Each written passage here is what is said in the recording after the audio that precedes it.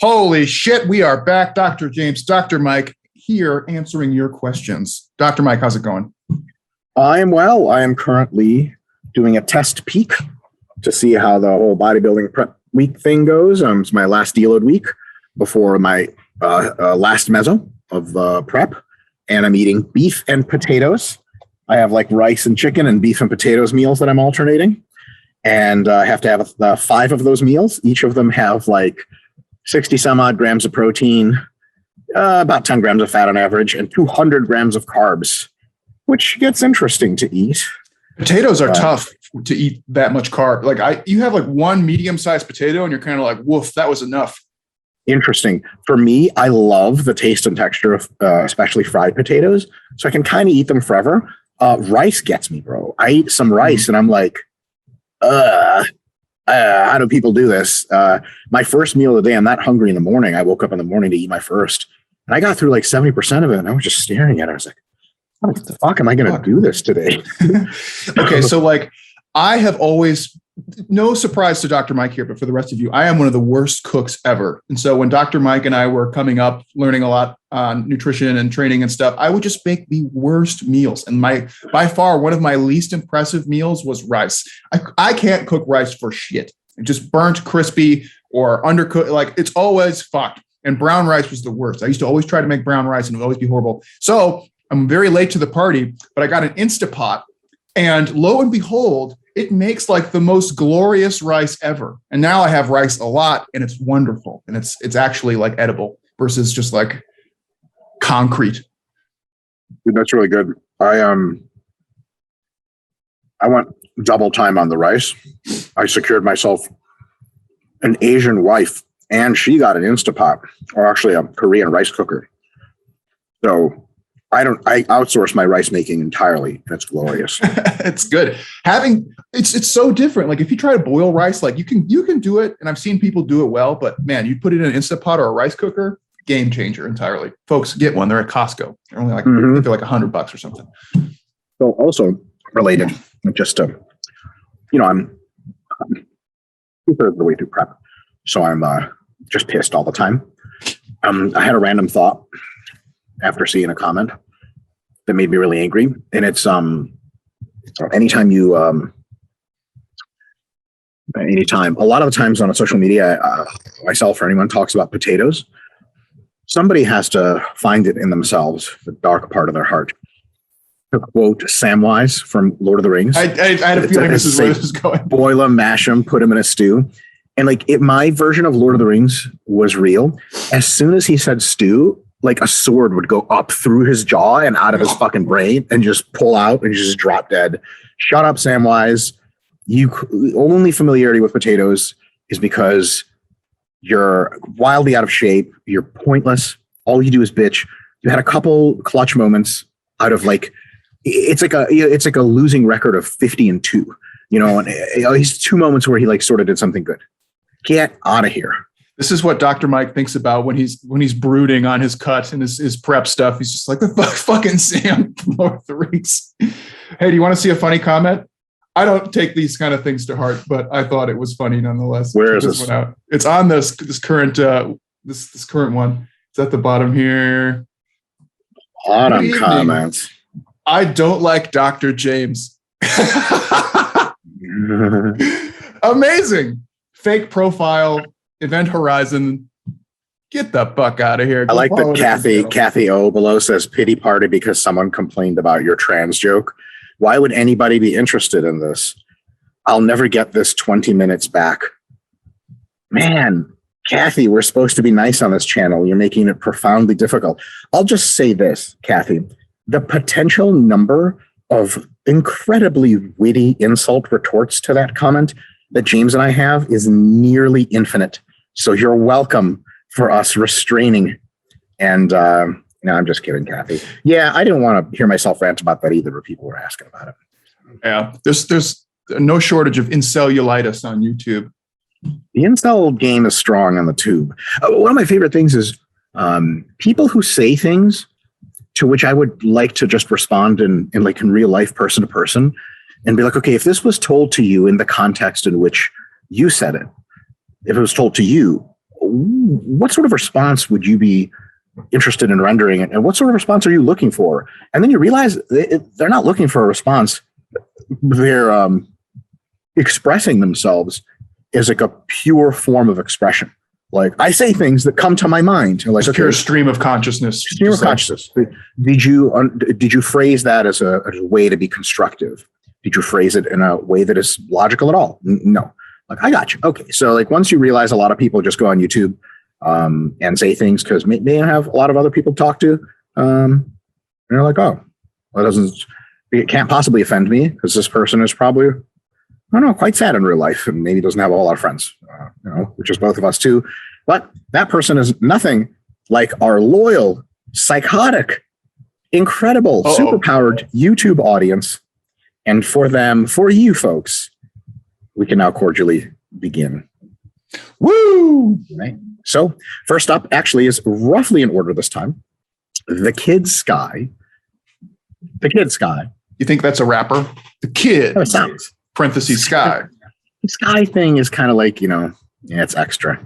But great question. He asks, hey, docs, I've heard Dr. Mike mention a couple of times that the pump itself can cause hypertrophy. This was true. Doesn't it also imply that supplements that enhance the degrees of pumps like L-citrulline, agmatine, what the fuck, and dietary nitrate? I was going to ask you, I've never heard of that. Maybe it was did you mean arginine and maybe you just misspelled it? Maybe, or that's a real thing. Can also lead to more muscle growth in the long term. Let me know what you guys think. And also congrats on 250K subs. Been supporting you guys since 50K. Awesome. Thanks, The Kid Sky. Well, my interpretation of this is, first of all, we're not sure. We're not sure. It could be, so the evidence for cell swelling as a mediating mechanism for hypertrophy isn't something that we could consider rock solid. It's a little speculative. Not a ton of research on it. The research on it is pretty good. We also don't know if cell swelling causes transient hypertrophy or if it causes long-term remodeling. We're not sure what the differences are between the various cell types because pump-induced hypertrophy actually occurs in a bunch of different cells, muscle just being one of them. So there's a lot there that's unknown. But the reason when we're being our best and couching every statement probabilistically and in context with nuance, what we say is, the pump seems to be related to hypertrophy. And it could actually be causative as well as correlative. So it's almost definitely correlative. Like the workouts that provide the most tension and take you the closest to failure and are at high volume, they're going to give you crazy pumps almost every time. So also, if you're hypercaloric and you have tons of energy and you're eating lots of carbs, those are all hypertrophic things and those result in big pumps. If you take anabolic steroids, they cause enormous pumps that you can't even relate to. You take growth hormone, insulin, they're anabolic. They cause psychotic pumps. I'm not really aware of anything you can take that's anabolic other than like eating enough protein that doesn't make your pumps better than if you don't do it. If you sleep extra and you're really energized, you get better pumps than if you didn't. You know what I mean? Like the list goes on and on. So there's lots of correlation there. Is there an independent causation mechanism of the pump? It's been demonstrated at the cellular level, but not in a degree of generality, in a degree of depth and repeatability that we can say like, yes, for sure, in muscle cells, independently causing a pump through any mechanism can actually downstream trigger hypertrophy. Now, there might be that might be the case. We're just not sure about it. If that's the case, we could expect, that doesn't mean it happens for sure, pump supplements to have a marginal effect on the amount of hypertrophy you gain. And then if that's the case, we have to imagine that the effect is very small because as you guys might have noticed, pump supplements surely do all that much. They give you like a marginally better pump. Full candid disclosure. If you make a mistake of taking substance, let's say you live in the United Kingdom and drugs are legal there, whatever, anabolics. If you take something like oxandrolone, Anavar, and you're generally a responder to that drug, after about 2 weeks of taking a decent dosage, you shouldn't take it massing, you should take a cutting usually, but if you're eating a decent amount of food, you'll have pumps that are confusing. You're like, am I going to die? I feel like my skin is actually tearing. I should stop. You'll do curls and then your forearms will be so pumped, plus your biceps, that you actually can't do any more forearm work after without taking a 5-minute break and just like shaking your hands out. Like that's not some citrulline malate type shit. You feel me? Like that's a whole different level. And the pump effect of something like Anavar is probably just a small fraction of its total hypertrophic yield. So we're dividing, and if you take bar for 3 months or something, you might put on like 2 or 3 pounds of muscle. So as you guys can tell, the pump effect you get out of something like sort of over-the-counter supplements may be so small that it's potentially just not detectable with study effect sizes or study powers that are realistic in any sense. You may need like 200 subjects in one group and 200 in another to even detect this. And the study might have to be carried out for 16 weeks. Those of you who have seen research studies carried out or read about them, you know that study and training basically doesn't exist. Nothing even on that order of scale exists. So there could be a pump mechanism which through those supplements causes hypertrophy. But the problem is we don't know if that's true because we don't know if there's a pure causation or just a correlation there. And secondarily, even if it was theoretical, like, oh yeah, these things should cause hypertrophy, it would be very difficult to detect. And that's another way of saying that the long-term growth would also be very small. Now, if you know nominally that something works under the hood, you still put it in. Like if you have an oil that you put in your car, some kind of like VTech extra super ultra oil, you can't tell day to day that it's doing anything to your car, but it adds like 20,000 miles on the back end. You still do it because you know it's a good idea, right? And it's research supported. So maybe if we find very convincing evidence, maybe at the molecular level, mechanistic level, that pump supplements, pumps are probably only important when you're enhanced. Like Arrow gets in there from the make-believe land and just says something made up on the spot. Can you imagine like somebody who's not enhanced be like, I've never gotten a pump in my life. Like, you're good. You're probably growing a lot. No big deal. Probably fine. You're fine. Like, when I eat a lot of carbs and try to gain weight to get great pumps, like, pump doesn't mean anything. Stop doing all those things. But no, but on a serious note, if we find out that there is a causative mechanism that's dependable, though not strong, we could take the pump supplements, at least in a periodized basis, and sort of know like under the hood they're kind of working. So potentially there's something there, but honestly, we just really don't. At least James and I really don't know if that's really the case. James. Yeah, very good answer there with Dr. Mike. So just to kind of give a lay summary of what Mike said, sometimes we're not entirely sure, like if the pump is actually causing muscle growth, or is it just an indicator that you are doing everything right that causes muscle growth, and the pump is just a byproduct of that. I tend to be on the side thinking that pumps probably cause some degree of growth. I'm not sure to what extent. That's kind of the camp that I'm in, at least for now. We do know that it's associative, but just to play devil's advocate, right? You could, just because it's associative doesn't mean that it's actually causing the effect, right? So you could be getting massive pumps just as a result of blood flow redistribution, hyperemia, fluid shifts to the working muscle, and it could just be a pleasant byproduct of doing the right things in terms of training, right? So that's definitely feasible. I tend to be more on the side of, yeah, it's definitely associative, probably has some causal mechanisms as well. In terms of the supplements, so they've looked at pre-workout stuff like NO boosters and stuff like that for a long time. And what we found is that in that pre-workout world, when you look at some of those individual components that are meant to increase pumps and blood flow, they really don't seem to have any kind of performance enhancing effects when they're not paired with stimulants. Stimulants is really where most of the pre-workout effect comes from. If not entirely. Most is a very charitable way to say it. Yeah. The vast majority, perhaps all in many supplements. Yeah. So it's one of these things where, like, are there things that could potentially enhance the pump? Maybe, but they don't seem to have like a tangible effect, at least in like a 12-week laboratory type study, which is kind of what goes back to what Dr. Mike said. It might be something that long-term does have an effect. It's just hard to tell at this point. I would argue that the training adaptations that you make just from doing resistance training as a result of being more efficient at blood flow redistribution, creating more efficient neuromuscular pathways on the movements that you're training, probably has like a million times greater effect than any over-the-counter like supplement that you could take. So in my opinion, it's probably not something worth pursuing. Though if you're like a regular pre-workout user that always has a ton of citrulline, a ton of arginine, a ton of all that shit, maybe you are reaping I want to see the James Hoffman supplement line as just a tagline, and it's got all the shit in it you need, man. I mean, there's so much crapola in there, but yeah, those are usually like the big ones. It's like the arginine, the creatine, the citrulline, malate, or whatever, caffeine. Those are kind of the standard operating pre-workout stuff. So maybe, but probably not, or at least not enough to get excited about. Sure. Not enough to be sure enough about to really start buying this stuff and spending hundreds of dollars a year, you know. Exactly. All right. Henrik Anderson says, just click show less so we don't have to read this whole thing. I'm just kidding. I was like, are you serious? Okay. We'll just cut you off. We should have a rule. Like if we have to hit the show more button, we're not reading the rest of your question. Like, keep it short. All right. Henrik says, Menno said something interesting in the previous roundtable on the Rise Stronger podcast. I'm paraphrasing. It's all about volume over time, just like calories in versus out. First of all, do you agree? Second, if this is true, wouldn't these statements also be true? If the goal is maximum hypertrophy of the entire body, it's more beneficial to train everything at moderate volumes instead of, let's say, half your body to MRV and switching every so often. This is because the total volume is greater over time when training everything at moderate volumes. So absolutely not clear to me if that's the case. Yeah, I don't think that's true at all, actually. It would be the same volume. You just do some of the body, then some of the body, and some of the body, some of the body. You also run into like systemic fatigue problems. Like you just can't do that at some point. Yes. So, and this says he actually recognized that, says it might not apply to advanced trainees. The MEV threshold is so high, and even some intermediates.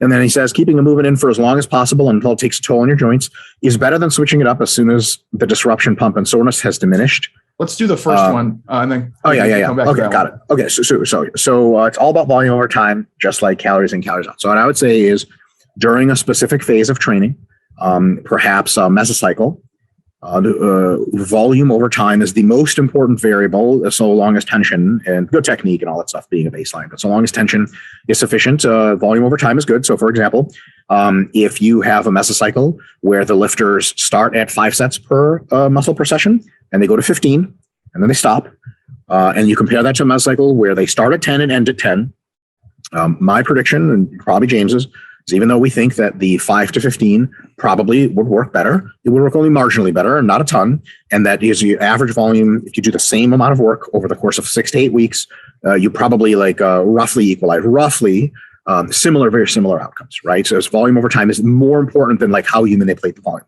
Now, that doesn't work across mesos and across macros. I'll tell you exactly why. Calories in, calories out.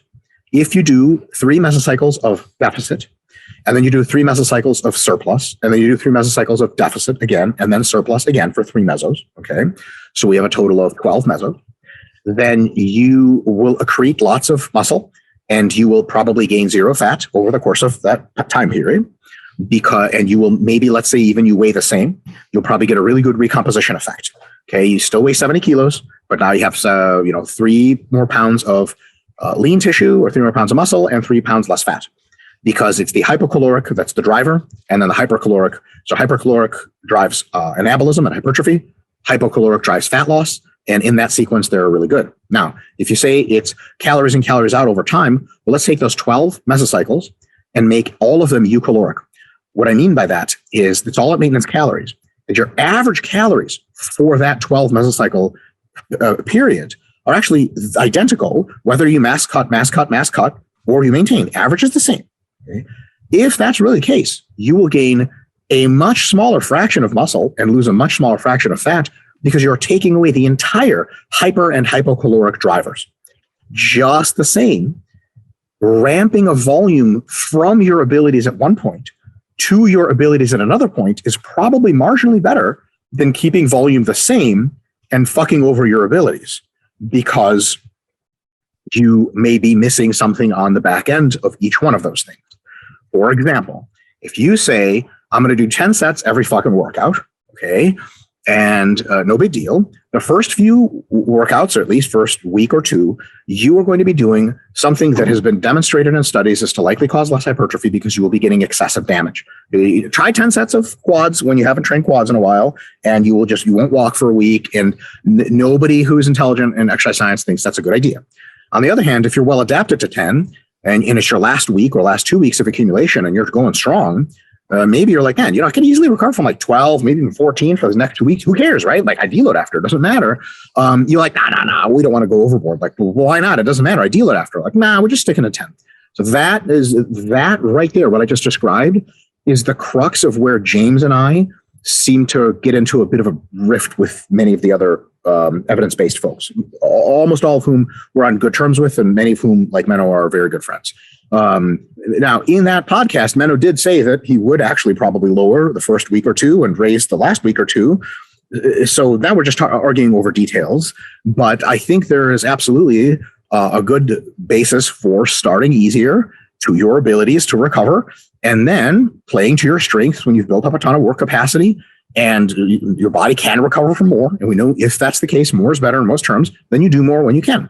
So that results in volume ramping probably being marginally superior to what you do over time. Here's another one. We can actually make the same analogy with eating.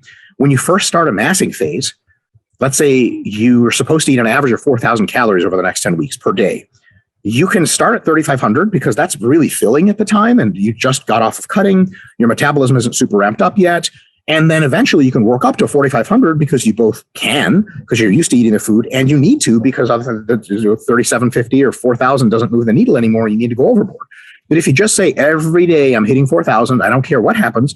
At the beginning, you're going to be fucking miserable. And at the end, you're like, yeah, I could easily eat more and can gain more weight. But I've seen to like just done this and maintained for the last 3 or 4 weeks. But you got 3 or 4 weeks of maintenance. The fuck are you doing? So that the idea that you should start easy and end on the harder note is more or less universal in training and diet on almost everything you can think about. And the fact that, I don't think Menno disagrees with this. There are folks out there that do disagree with it.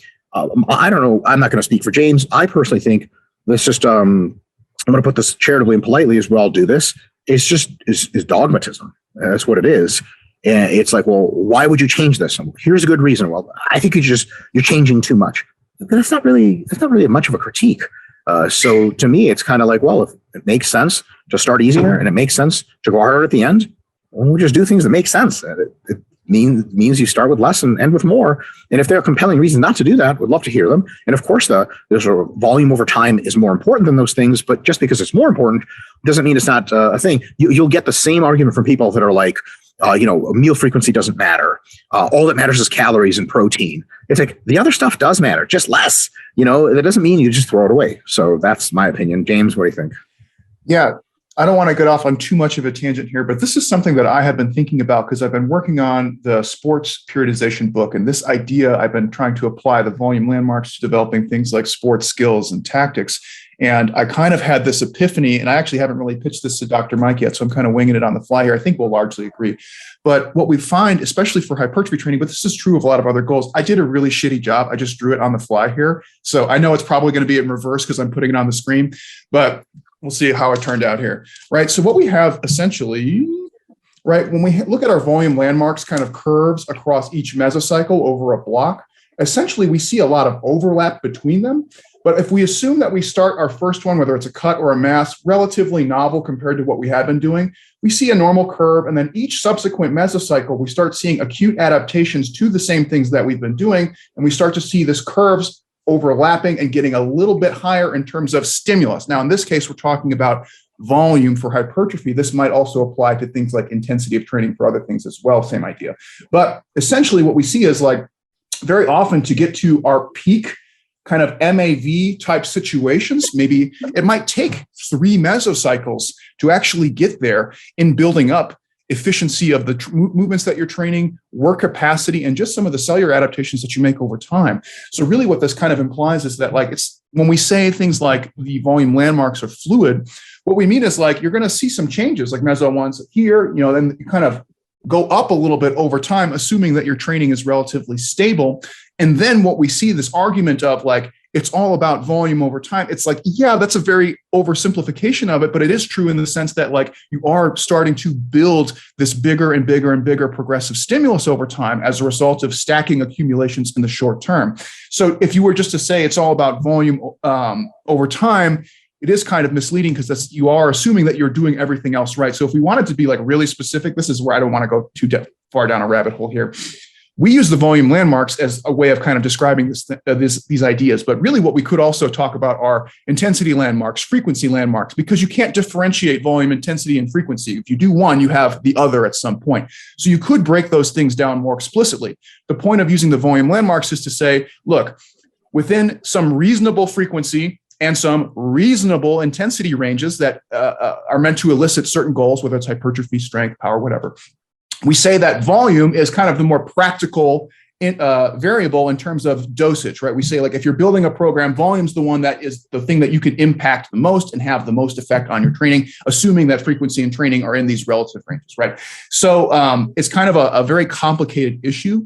And I think that, yes, volume over time is definitely kind of the underlying idea. Just like Dr. Mike said, if you're just talking about calories and protein, it's like, yeah, you're most of the way there, but that other stuff's important too. And it's important to remember that your MEVs, MAVs, and your MRVs are actually going to be shifting over time. And that's when we see that kind of like overlapping effect of those volume landmarks curves over time. So if you just looked at that, without a critical eye, you'd say, oh yeah, volume just goes up over time. But it's like the volume is creeping up as a result of these very short-term adaptations that you are making. And in order to keep the stimulus robust, you have to keep training harder and harder and harder. So your actual true MAV for a block or even a macro cycle might require 3 mesos to even get there. That's what I think is really interesting. And that's something in sport training is very apparent. Like you cannot develop certain skills until you get very good at some basic things, right? And that's kind of the same idea here with hypertrophy training is you might not be able to create the most robust stimulus until you build up to it a little bit. Yep. Go, Dr. Stone. Yep. Yeah. No. All right. Cassius. Not how you normally spell Cassius? I don't know. He asks, hey, docs, I love the response to the question about drinking. And I was wondering about the effects of weed on hypertrophy outcomes. Oh, damn it. Goddamn drug addicts on our channel. I use more than 0.5 grams during the week at night after working. So I actually don't know what that means because I only deal in milligrams of THC as far as reference values. I don't know what the. So I'm assuming that means he's smoking more than half a gram. Yeah, is that a lot? Oh, I think that's like a pretty standard dose, right? Okay. After working, lifting, and eating first dinner, on the weekends I smoke more. Are the anti-inflammatory effects of cannabis having an effect on the muscle damage stimulus vector on muscle recovery? Almost certainly not.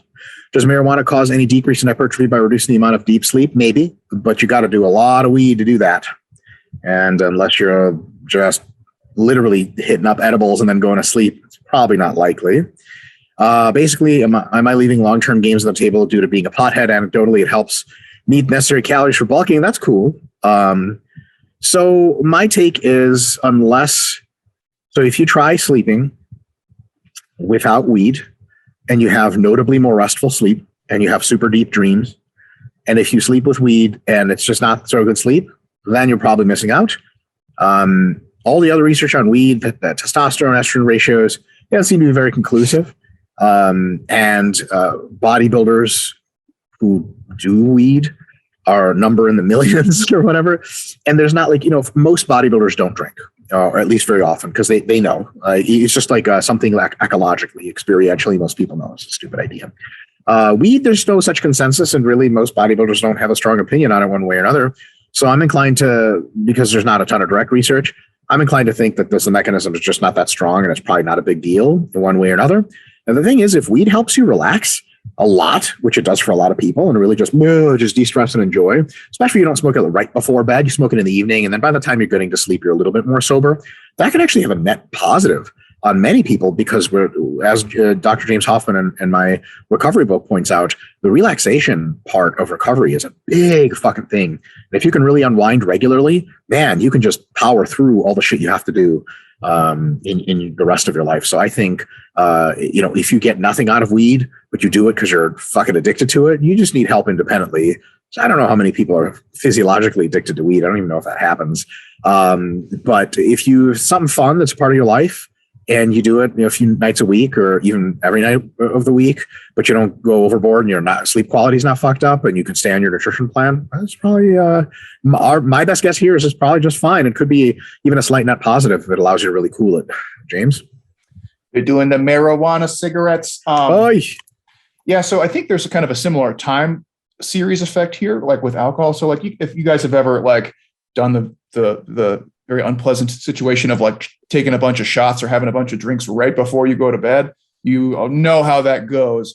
Marijuana has a very similar time series effect. So I think if you want to benefit from the relaxation effects of either smoking or doing edibles or any of those things, it's probably better to space it a little ways away from bedtime. Here's kind of the trade-off, right? A lot of people do it in the evening to kind of wind down, which is good in the sense of it is a wind down routine. It does help you get relaxed, but when it is proximal to sleep like that, it can interfere with those deeper sleep cycles. So I would say if you're going to do it in the evening times, maybe push it closer to dinner time and maybe less towards actual bedtime, which is I know it's kind of defeats the purpose for some people, but I think that would be better in terms of not interrupting your sleep, and you still get to benefit from the relaxation effects. Next up, actually a quick to answer question from Forrest Nash Fitness. is, hi docs, my question is about post-workout carbohydrate sources. I think a lot of people, myself included, like to have fruit for carbs after training because it's convenient, tasty, and healthy. However, for someone like myself who's interested in maximum gains, I'm guessing this is leaving carbs and carbs on the table because many fruits have moderate or slow digestion rate. For example, lately I've been eating dates post-workout. They actually have a phenomenally fast digestion rate. I don't know where the hell you got that GI of 62. Let's check the internet real quick. Give me one sec. Yeah, I'm surprised. I thought dates were higher than that. It's like dates and raisins, I think, are both are up there. But maybe we're wrong. Oh, it's because it does have a lot of fiber. Trippy. I've always heard dates are super high glycemic index. The glycemic load you can get out of it is massive because you can get a fuckload of carbs from like 3 dates. Let's see. And also a certain fair amount of fiber. I know Dr. Mike likes to have kids cereal post-workout, and other people like to have candy and jelly beans, etc. I'm wondering what boxes specifically need to be checked in order to ensure the post-workout carb source is close to optimal. For example, glycemic index, types of sugars, accompanying fiber, fat, and fiber, etc. P.S. Sorry if this question has already been answered in the RP diet book. It has. Almost every diet question has. I haven't read it yet, but that's next on my list after I finish the recovery book. Awesome. Thanks so much for your help. Our pleasure. So for us, real quick, glycemic index, the closer to 100, the better. Types of sugars, starches and or dextrose or glucose sugars, keep low on the fructose, and lack of accompanying fat and fiber, check. The less of those two things you have, the better. And that's optimality from like you live in a laboratory and you're running like fucking 100 units of insulin and all the farm in the world, and you just need to smash as many carbs as possible into your day. And this is your post-workout meal. But in the real world, there are other factors that enter into optimality.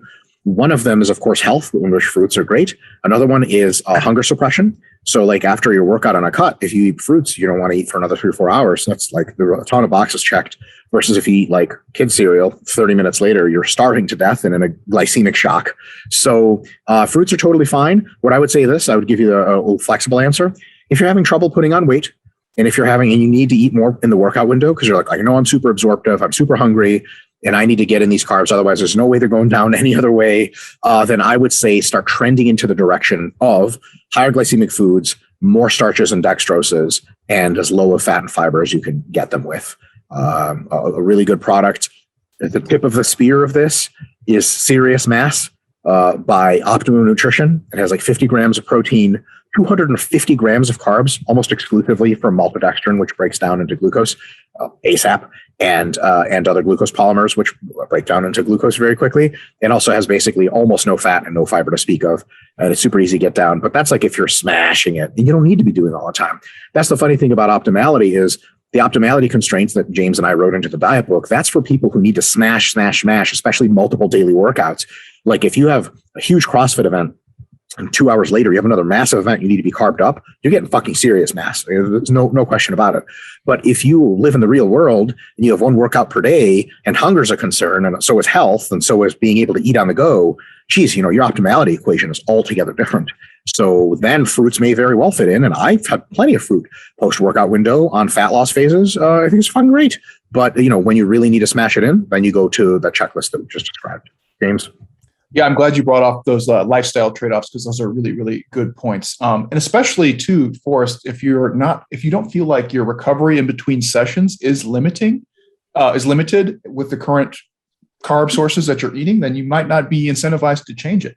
If you were eating a ton of fruit and then you had another workout later in the day or the next day and you still kind of felt flat and just not like supercharged, then I might make a case and say, yeah, maybe just think about switching up those carb sources because it doesn't seem like you're just putting them back in as efficiently as you could. But if you are generally feeling good in your work or normal, good, all the above, the fruit is perfectly fine, especially because it checks a lot of those other boxes, like Dr. Mike said. So you don't necessarily have to do that unless you think that your glycogen resynthesis in between sessions is a limiting factor. That's really kind of the crux of should you glycemic index or not post-workout is like, well, what do you got going on later today or tomorrow? Not much. Don't worry about it. Or if you're just doing like normal once a day training and you're going to have plenty of carbs the rest of the day, probably don't need to worry about it all that much. All right. Next up, Michael Fortin. Got it. How long should one take off of training before they get blood work done? To my knowledge, having hard training sessions / endurance training close to a blood work test can raise liver functions, AST, ALT levels, and blood urea nitrogen levels. Yep, it sure can, and it can do a whole lot of other stuff. Generally speaking, if you get your blood work done regularly, a not mentally unwell doctor can realize that your baseline levels are higher for these things and you're perfectly good health, and follow-up measurements say you're fine. And then they can understand that you're, doing super well for yourself. So, what's it called? So somebody who used to work for RP, Dr. Spencer, he really knows the stuff about how to deal with like people who lift weights. And he'll be the first to tell you that, like, if you are a doctor and you have a weightlifter and you look at blood union nitrogen and it's high and you're like, oh my God, you have kidney failure, like other doctors who know things will laugh at you, rightfully, because you're just not doing a good job, right? It's like looking at a person who's recovering from cancer and be like, Jesus, you're still dying. It's like, well, it's better than last month. It's like, oh, that's right. You had cancer. Oh, my bad. I didn't see that in the chart. So that's the first thing, is that it doesn't really matter if you have a good doctor. The second thing is, if you really want to sort of put the pin in that, then I would say at the end of a deload week, because the real stuff that causes all these disruptions, the most of it is just muscle damage. Like if you go into a blood work and your quads are so sore you hardly can sit down, dude, your creatine kinase levels are going to be like, I came in after a bodybuilding show once because I had like crazy psychotic food poisoning and I was vomiting up literal blood. Still did the show, came in after the show, and I was like, hadn't drank water in a while. They're like, you have kidney failure. And I was like, really? And they're like, yeah, here are your CK levels. And I was like, I don't have kidney failure. My pee's not red. I felt better. I felt worse. This is insane. I mean, straight up told them right there. I was in the hospital bed. I was like, thanks. I don't have kidney failure. IV fluids, please. They did that. And then the next test 3 hours later was like, oh, your kidneys are fine. Like, no fucking shit. Like I have 220 pounds of muscle or whatever. What the hell do you think? Like I get dehydrated and all of a sudden my eyes go crazy. So if you're sore, if you're super fucked up, super fatigued, the stuff will be off. So towards the end of your deload week, you should test pretty normal. However, a high level of muscle mass still has more turnover with a bunch of this kind of stuff, and these levels will still be off. So again, it comes back to point number one of get a doctor that knows things so you don't have to belabor the point of proving to him that you're not dying. Right. One quick funny story. I know that happened to a lot of friends, but one of my friends in college was a very, very good lifter, and he was Pakistani. Obviously, because he's American, but his parents came from Pakistan. I think maybe he was born there, but no accident and everything. And he has like his doctor, I think, is also Pakistani, old school, like also an immigrant. And he comes in, and Hassan was like just jacked out of his mind. And the doctor's like, what is all this for? And Hassan's like, what's all what for? And he's like, the lifting and the whole muscle thing, And he's like, well, it's fun and I like it. And he's like, well, what are you getting into, like, as far as your career? He's like data science and actuarial science. He's like, you don't need all this.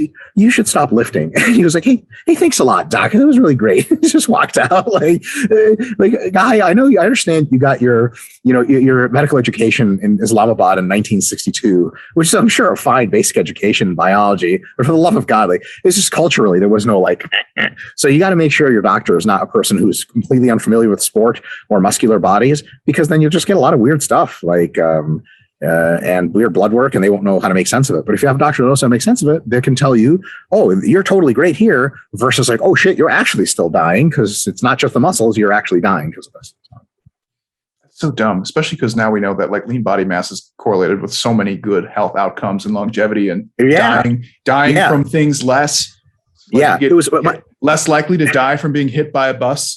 By anything. One of the points of the conversation Hassan recalled was the doctor's like, you don't need all this. And Hassan's like, I don't. He's like, no. He's like, oh, thanks for letting me know. It's like, he's like, because I'm some confused like 10-year-old or something. I don't need this hand, but I like having it. Like I always wanted to be Hassan, be like, I'm smarter than you.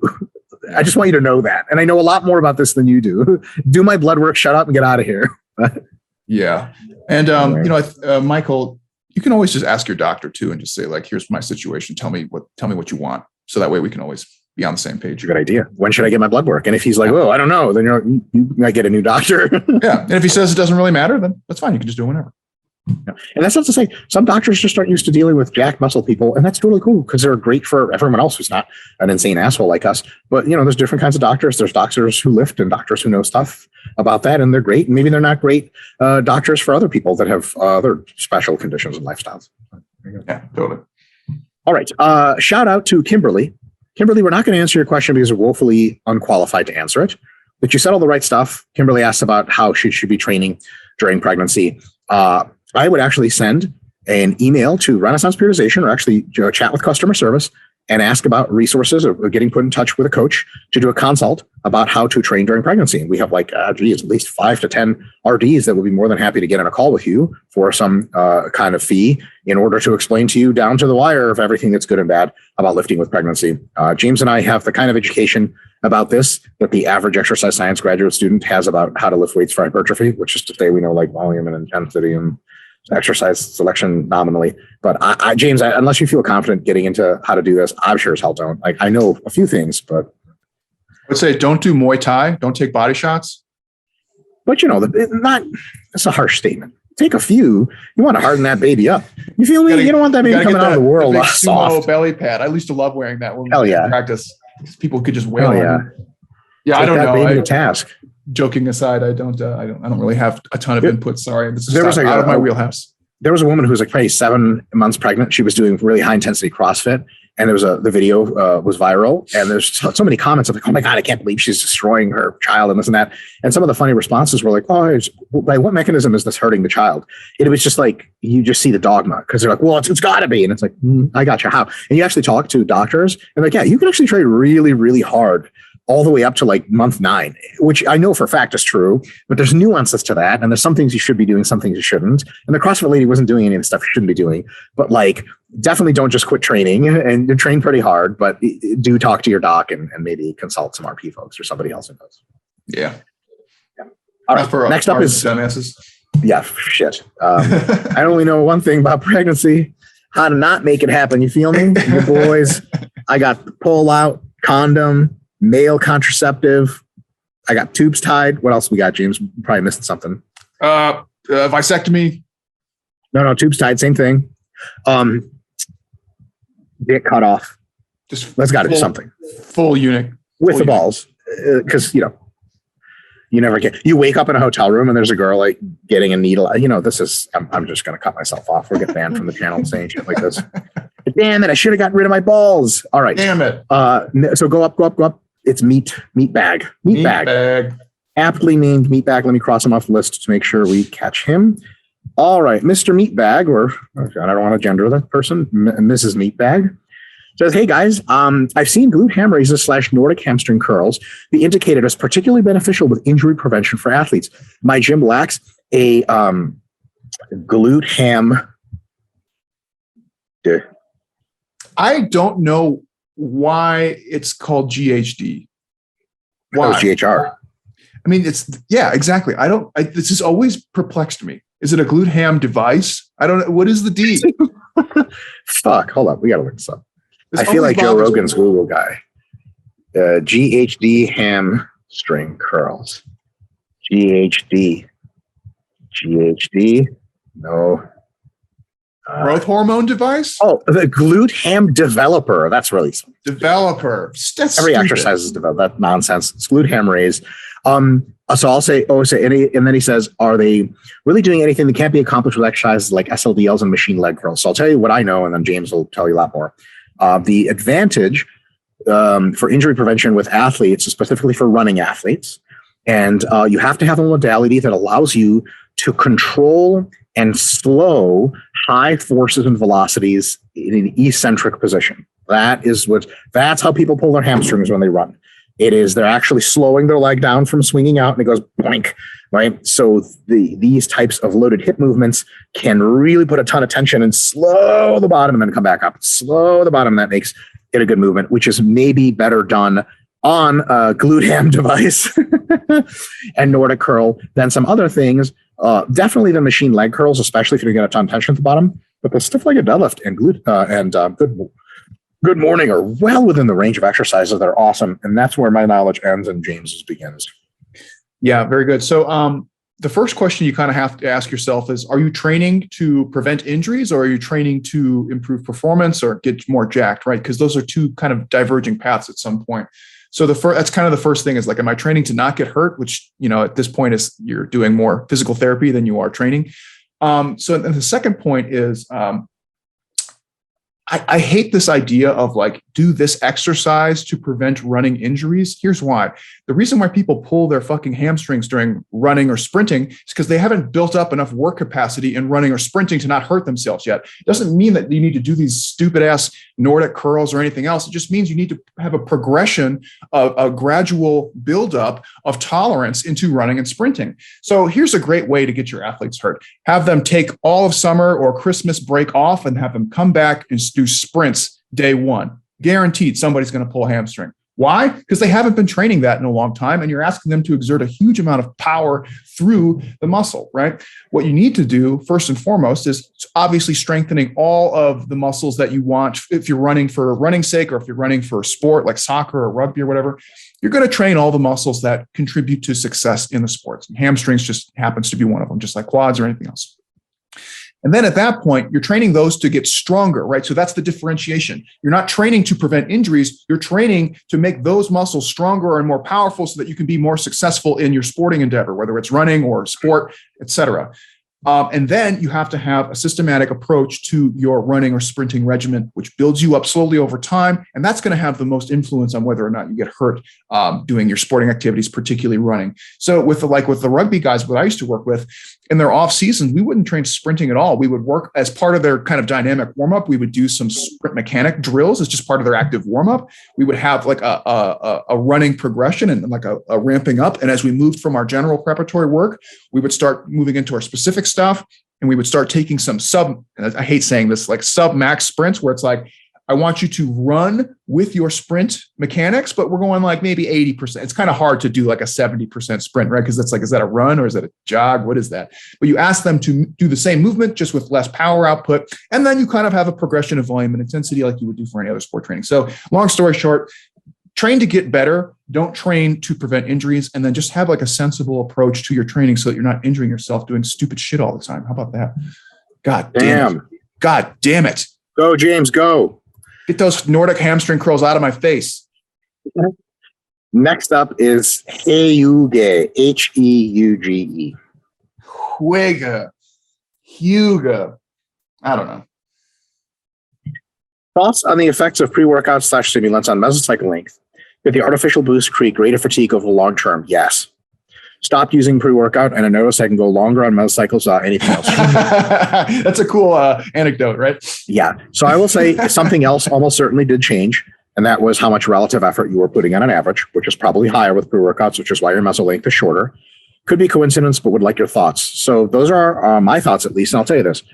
There's not a right or wrong answer with how high your relative intensity should be, relative effort should be with a meso. If you start at 2 to 3 RIR and then you can only go for 4 weeks, versus if you start at 3 or 4 RIR and then can go for 6 weeks, James and I actually can't tell you which one of those is better. Some individuals may respond better to one or the other, and roughly on average, probably about even.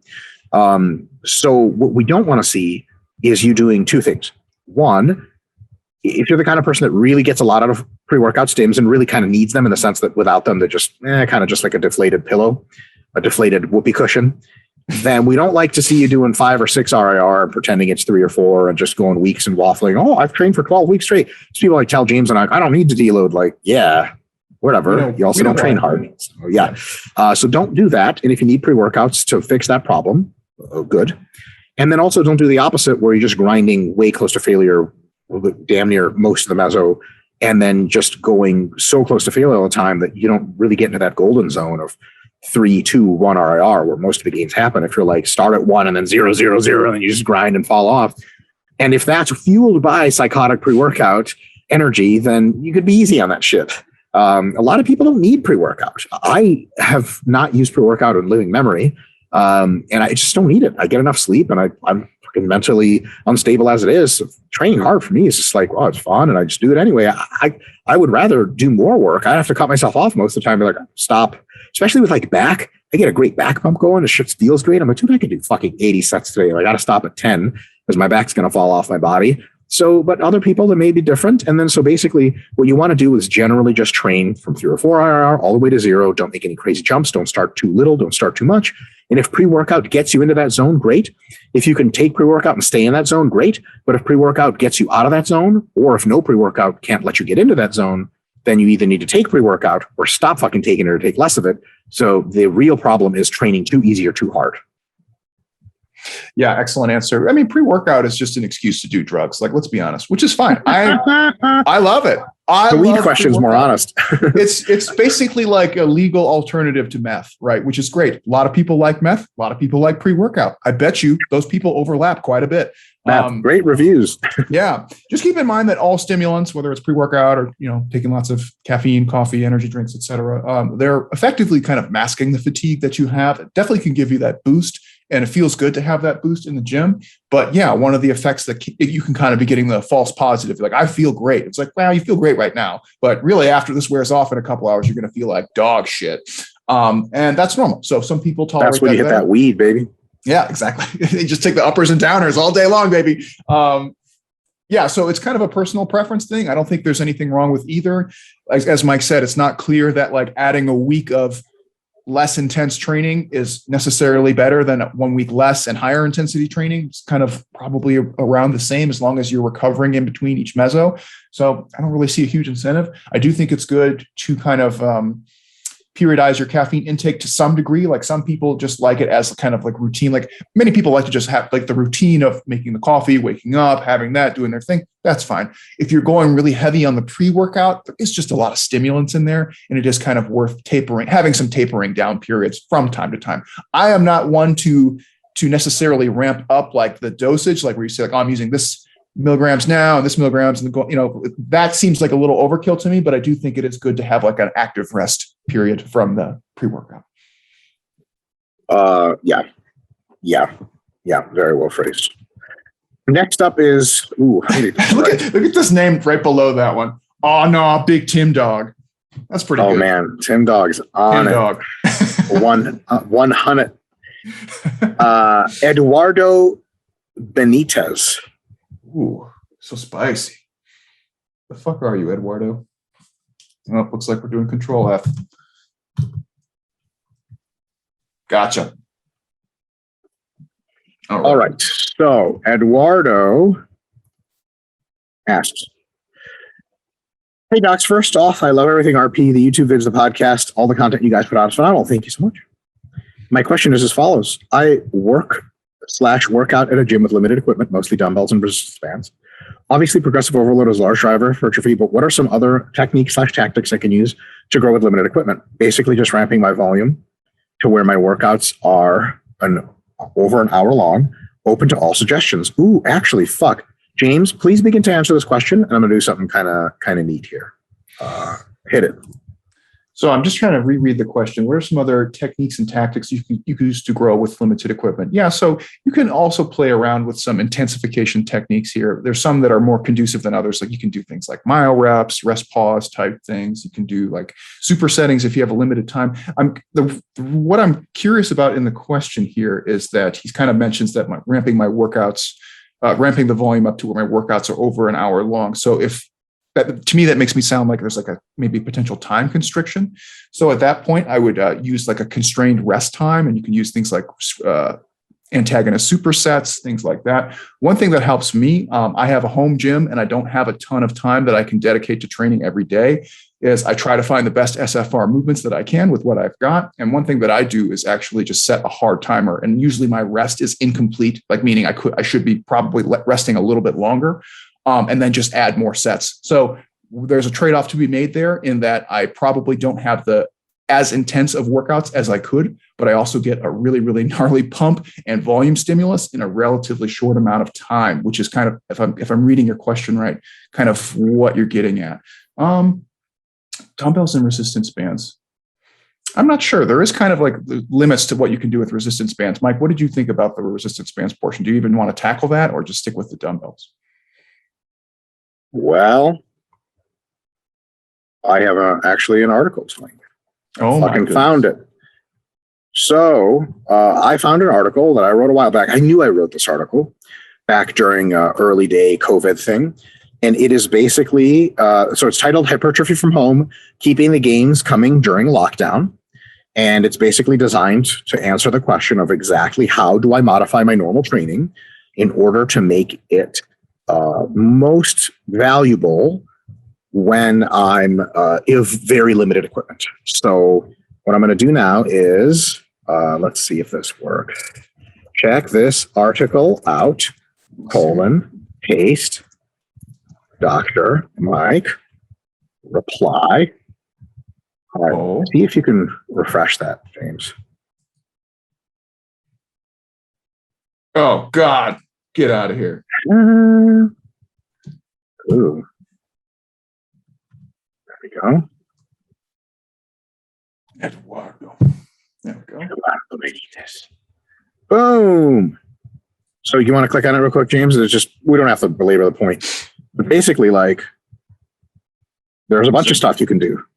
Exercise. One is choosing the right exercise, getting real close to it. Yeah. Bottom right there. Bottom right of the white stuff. Oh, I see. Bottom right. Yeah. It took me a while too. Getting closer to failure than usual, which is something you can do when you're at home, resting less, doing more sets. And what else do we have? Training more often. Because so people be like, oh man, squats really beat me up. Well, now you squat at home with fucking dumbbells. You can squat 3 or 4 times a week. You'll be fine. And then progressing in overload with reps rather than weight, because you can run on a weight, and then small variations. And then of course, time saving stuff. I'll add one thing here. And they choose the right exercises. This is covered, but you want to leverage your muscles in such a way that basically like maximizes the amount of work they have to do and minimizes their leverage advantage. So instead of squatting like back and down, you want to squat on a really high heeled surface. So you can squat like a sissy squat style, really forward, really, really exposing your quads. That stuff helps in the gym anyway and has good SFRs. But the problem with that training like that all the time is that the raw stimulus magnitude isn't as high. But that's not a problem when you're in the gym. You can put 400 pounds on your back. When you're at home and you only have is 100 pounds, you got to leverage, because otherwise you're not going to be able to like just do, like, people are like, oh, this is how you know you're dealing with somebody who doesn't know what the fuck they're doing. It'll be like at home training program with just 10-pound dumbbells. First exercise, deadlifts. It's like you're deadlifting 10-pound dumbbells. You're out of your fucking mind. And like for beginners and stuff, that's totally great. But I've seen like advanced program, like Jesus Christ. One guy sent me his program during COVID, and he's like, I want to sell this. And what do you think about this program? I'm like, I said some nice things, but I was like, you have movements in here that are not at-home movements. You have set and rep schemes and progressions, which require a shitload of weight. It's not an at-home program. You just called a program at home. So Eduardo, give that article a read, and I think it'll really put you into the right direction. One thing that I just thought of as we were talking about that, Eduardo, is one of the hardest ones to deal with is legs, because it's like, okay, you, like Mike said, sometimes you just don't have enough weight. And this is something that I usually wouldn't recommend, but I do find to be helpful with limited equipment at home, is a more unilateral training. You can do things like the step ups, the single leg squats, the single leg stiff legged deadlift with dumbbells. That is maybe not totally optimal, but in terms of getting a really good raw stimulus magnitude is a welcome compromise for that issue. All right. Second to last question asker for the day is Blake James. Blake James, 2 first names. Can't trust that man. Got it.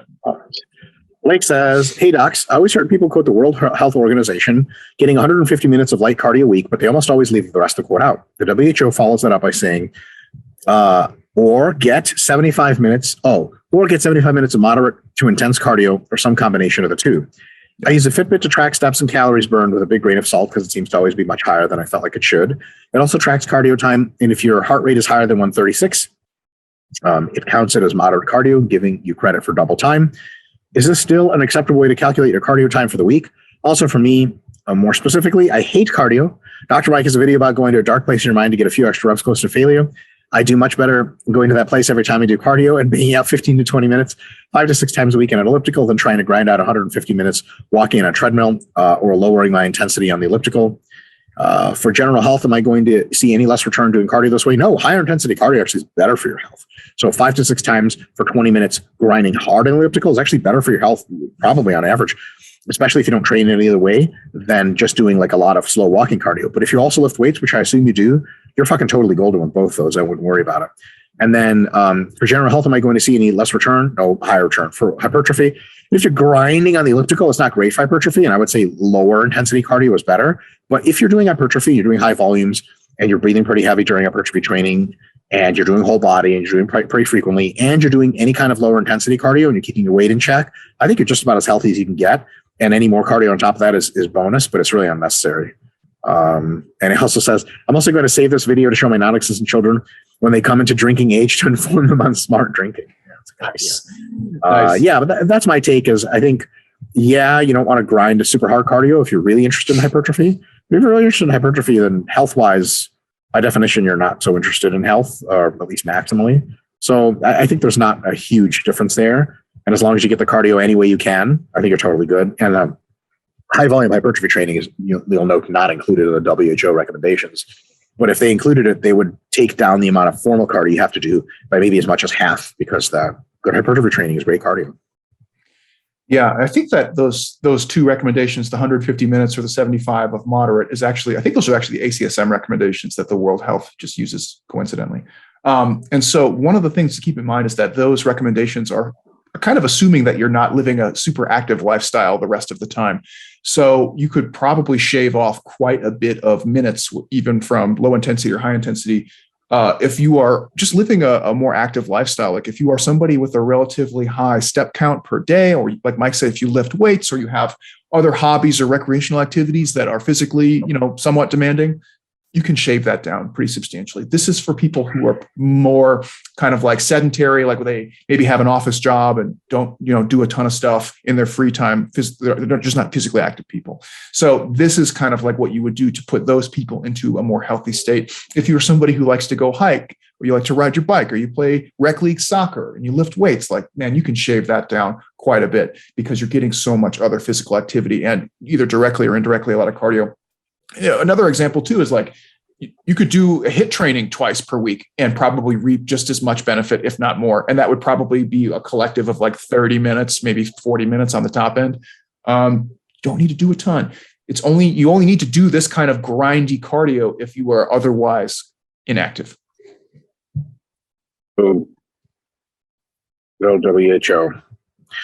Rob Zim 1000 is our last guest for the day. Is that Rob Zombie? Yeah, Zim, Z-I-M, but pretty close. Where are you?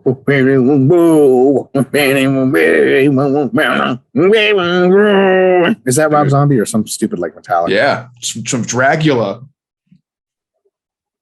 I don't mean Metallica, stupid. Please don't kill me. If you guys want to see a great concert live, I don't know if they had COVID and stuff, but I've seen Rob Zombie play it more than a few times live. Man, that guy puts on a show. That is it's a hoot.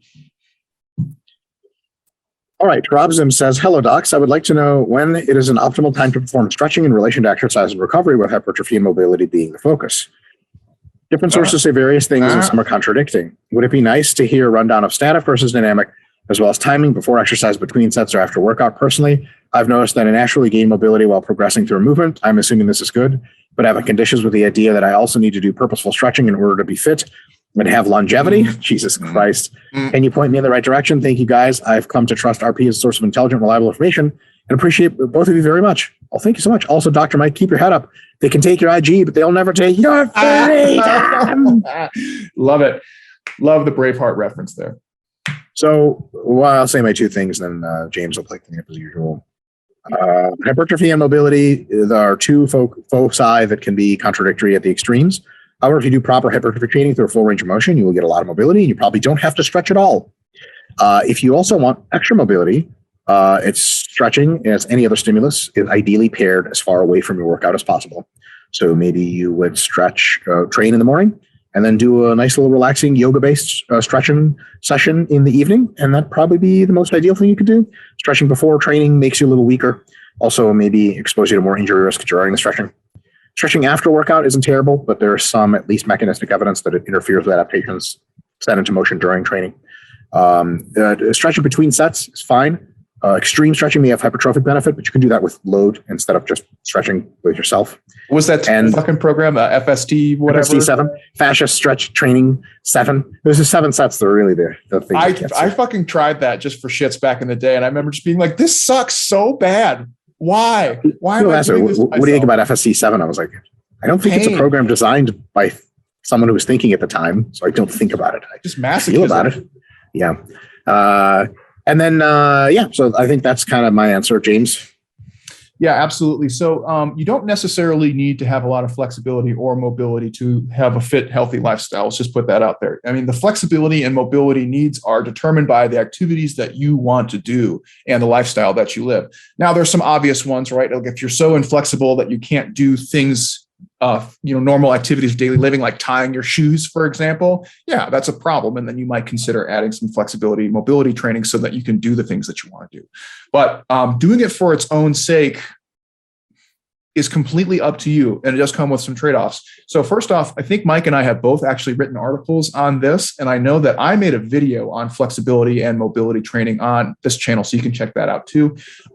So really kind of the quick and dirty on, if you want, let's say that you've decided that you are not sufficiently flexible for whatever reason, whether you just want to, there's something that you can't do that you want to do, or you just want to be more flexible, fine. Either way is fine. Generally, you are not going to do a lot of static stretching before you work out, or if you are kind of metabolically cold, meaning like you wouldn't wake up first thing in the morning and do a lot of static stretching. Usually static stretching is reserved for later in the day or kind of post-workout times when your muscles are nice and warm, less prone to kind of just accidental injuries and things like that. Usually before you work out, if you decide that you want to work on flexibility, mobility is a good time to do like an active warm-up and what we would call like dynamic stretching, which is just kind of like low intensity, kind of moving through a nice full range of motion, probably mimicking some of the movements that you're about to do. So I mean, like the perfect way to stretch for squatting is to do warm-up sets of squatting, for example. Right? There you go. That's mobility right there. So you can do some other stuff. Like some people like to do some like, high kicks, some hip, what's it called? Like hip hurdles and stuff like that. You can do that if you think it's beneficial. I find that if you're spending more than like 10 or 15 minutes of that, you're probably just doing it for its own sake and just wasting a lot of time, when you could just do probably about 10 minutes of that, get right into your warm-up sets of whatever that you're doing for that day, and you are up and running. And then after your workouts, you can include things like static stretching. And that's usually kind of somewhere along the lines of stretch and hold to the point of discomfort for about 30 seconds and rinse and repeat as needed. You can do more intensive forms of that, which is like the PNF stretching, which, by the way, if you guys have never done that, that fucking sucks. Proprioceptive neuromuscular facilitation. Boom, off the cuff. Got it. Damn. Woo! That's one where it's kind of like a stretch to the point of pain, contract the muscle, sometimes by yourself or using a partner really hard, and then like do a even further stretch than before. It's rough. It is a rough one. But here's kind of the take home point is that you don't need to do a ton of this stuff. If you want to get more flexible, a little bit every day is the key. So what you don't need to do is spend an hour doing stretching, like the David Goggins style. He's really big on doing that. And for some people, that's what they like to do. That's fine. If you want to gain a little bit more flexibility and mobility over time, consistency is the key, because this is one of those adaptations that goes away immediately once you stop doing it.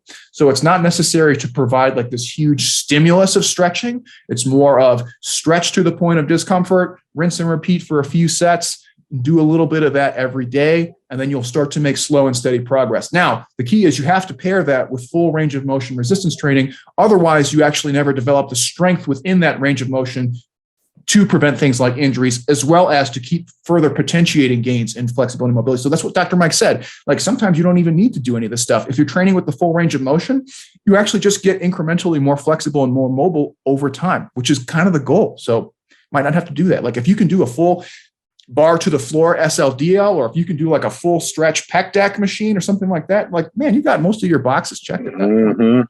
So just make the conscious trade-off of like, do I want what is it that I want to be more flexible and more mobile for? Am I just doing this because I'm under the assumption that I need to do it? Or is there something that I'm actually trying to do? And if there is something that you're trying to do that you can't do, then you can systematically approach it just like all training stuff.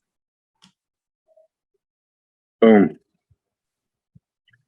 So what I heard from that is do tons of hot yoga and Pilates. I mean, there's another reason why you might go to a hot yoga or Pilates class, but it might not be to be getting more flexible. Checking out all those hot dudes is what I'm saying. Fuck yeah. I want to see the place between your dick and your asshole get sweaty. And then I like to imagine what it would be like down there. Ooh. I don't think I could do the hot yoga. I don't think I could do the hot stuff. I would just have fucking some kind of reaction. Just die in the corner. No, thank you. That's it. That's all I got. All righty.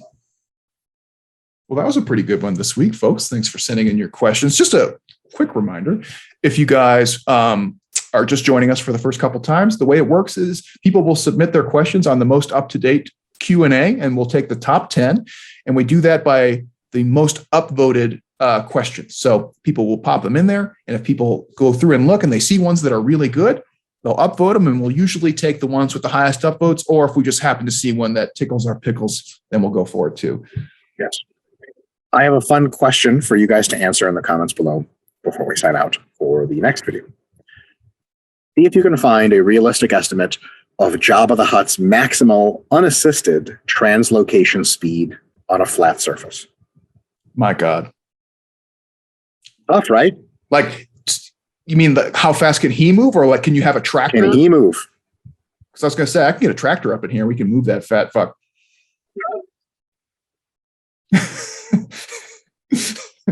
You try to lift him with a tractor, half his body comes up, and then there's the other half still there. There's like blood in your shirt. You're like, oh shit, JK. Oh, shit. I guess he can't be moved.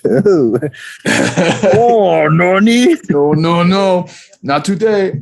Yeah. I cannot get enough Jabba the Hutt. The more Jabba the Hutt related questions we get, the happier I will be on a daily basis. Hutty's training program. You like hired as his personal trainer. You show up, his tiny little arms and seemingly no other dexterous surfaces, and you're just like, a lot of dumbbell curls. Not a whole lot else. Super nerdy tangent, and then we'll wrap up for today. But I used to play D&D a lot, and they made a Star Wars D&D for like the version 3 or whatever, 3.5. And you could be a Hutt Jedi. So you could do a character build of Hutt. And so of course I did. So my friends and I, one guy made like an Ewok, one guy was just like a human guy. And I picked the Hutt, one of the Jedi classes. I don't remember which one. And I was like, this will be so sweet, until we got into a gun battle, and the Hutt can only move like one square on the board per round. Whereas like the Ewok could move like 13 or something. So it's like, they just shoot you to death. You can't do anything. You can't move. I was like, this character sucks. It just gets shot by blasters.